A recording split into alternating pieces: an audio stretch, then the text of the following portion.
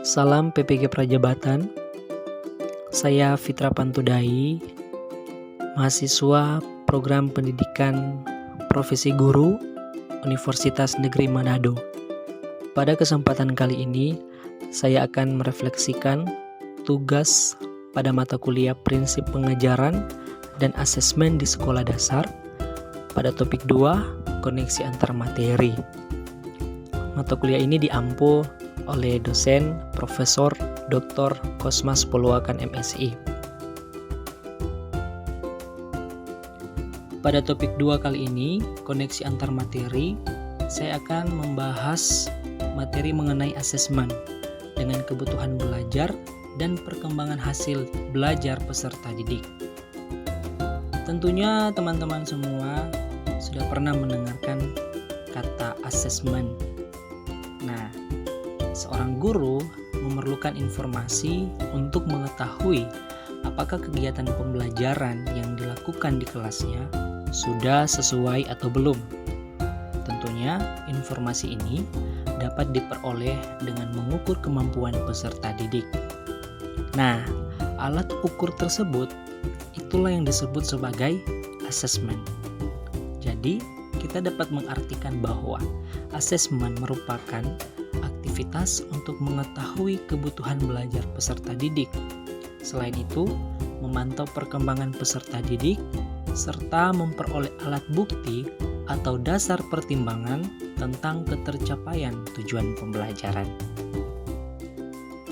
Berdasarkan fungsinya, asesmen terdiri dari 3 jenis, yaitu yang pertama asesmen as learning, yang kedua asesmen for learning, dan yang ketiga asesmen of learning.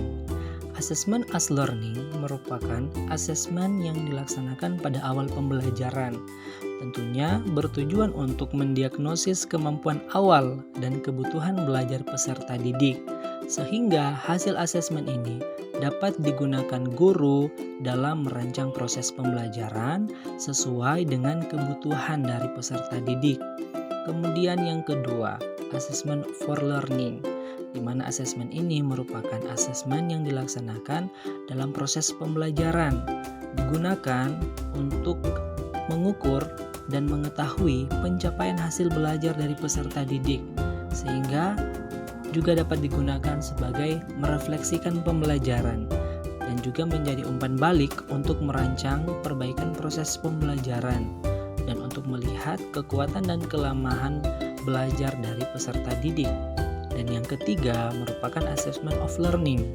Assessment of learning merupakan asesmen yang dilaksanakan pada akhir proses pembelajaran.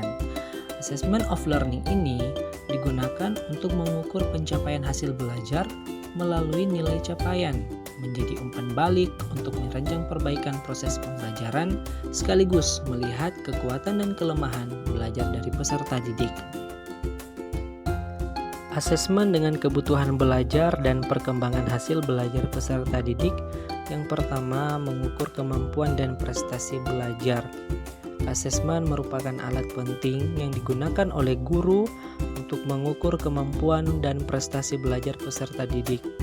Dengan melakukan asesmen secara teratur, guru dapat melihat sejauh mana peserta didik telah mencapai tujuan pembelajaran dan memahami tingkat pemahaman mereka terhadap materi pelajaran.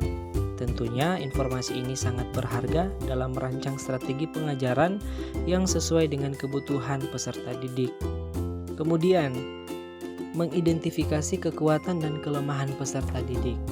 Melalui asesmen, guru dapat mengidentifikasi kekuatan dan kelemahan peserta didik dalam proses pembelajaran. Informasi ini dapat membantu guru memahami keunggulan dari peserta didik dan bagian mana yang memerlukan dukungan tambahan. Dengan pemahaman yang mendalam tentang kebutuhan peserta didik, guru dapat merancang program pembelajaran yang lebih efektif dan memaksimalkan potensi belajar setiap individu. Kemudian yang ketiga, pengembangan pemahaman yang mendalam. Asesmen yang baik dapat membantu peserta didik mengembangkan pemahaman yang lebih mendalam tentang materi pelajaran. Melalui asesmen, peserta didik dapat mengeksplorasi konsep-konsep dengan lebih cermat, menerapkan pengetahuan mereka dalam konteks yang berbeda, dan memperluas pemahaman mereka secara keseluruhan. Asesmen yang mendorong pemikiran kritis dan reflektif memberikan kesempatan bagi peserta didik untuk mengembangkan keterampilan berpikir yang kritis, yang akan memberikan manfaat jangka panjang dalam proses pembelajaran. Kemudian yang keempat, memberikan motivasi belajar. Asesmen juga dapat berperan sebagai motivator bagi peserta didik. Dengan mengetahui bahwa mereka akan dinilai, tentunya peserta didik cenderung lebih fokus dan berusaha untuk mencari hasil yang baik. Asesmen memberikan tujuan yang jelas bagi peserta didik, dan ini dapat memicu semangat belajar mereka. Namun penting untuk menciptakan lingkungan asesmen yang mendukung, di mana peserta didik merasa aman untuk mencoba dan belajar dari kesalahan. Asesmen yang memberikan umpan balik yang konstruktif dan spesifik juga penting dalam mempertahankan motivasi peserta didik. Kemudian, asesmen juga sebagai pengembangan strategi belajar yang efektif. Asesmen memberikan umpan balik yang berharga bagi peserta didik tentang kinerja mereka. Asesmen yang memberikan umpan balik yang konstruktif membantu peserta didik mengidentifikasi area yang perlu mereka perbaiki dan mengembangkan strategi belajar yang lebih efektif. Seberapa penting sih asesmen dalam memetakan kebutuhan belajar serta memonitor perkembangan peserta didik? Nah, tentunya asesmen ini sangat memegang peran penting dalam memetakan kebutuhan belajar serta memonitor perkembangan dari peserta didik. Pertama, penilaian proses pembelajaran. Asesmen membantu guru dalam mengevaluasi proses pembelajaran secara berkelanjutan. Dengan mengidentifikasi kelemahan dan kekuatan peserta didik melalui berbagai jenis asesmen, guru dapat merancang strategi pengajaran yang lebih efektif. Yang kedua, sebagai umpan balik dan timbal balik. Asesmen ini memberikan umpan balik yang langsung kepada peserta didik mengenai kemajuan mereka. Melalui pemberian umpan balik ini, peserta didik dapat menyadari area yang perlu diperbaiki dan fokus pada upaya perbaikan. Yang ketiga, personalisasi pembelajaran. Tentunya hasil asesmen dapat membantu guru dalam merancang pengajaran yang lebih terpersonalisasi. Dengan memahami kebutuhan dan tingkat pemahaman individual peserta didik, guru dapat menyusun rencana pembelajaran yang lebih sesuai dengan kebutuhan dan karakteristik dari masing-masing peserta didik. Yang keempat, motivasi dan tanggung jawab. Pemberian asesmen secara teratur dapat meningkatkan motivasi peserta didik. Mereka menjadi lebih bertanggung jawab terhadap hasil belajar mereka sendiri, karena menyadari bahwa kemajuan mereka akan dinilai dan diukur melalui asesmen. Dan yang kelima, evaluasi kurikulum. Asesmen juga membantu sekolah dan guru untuk mengevaluasi efektivitas kurikulum yang digunakan.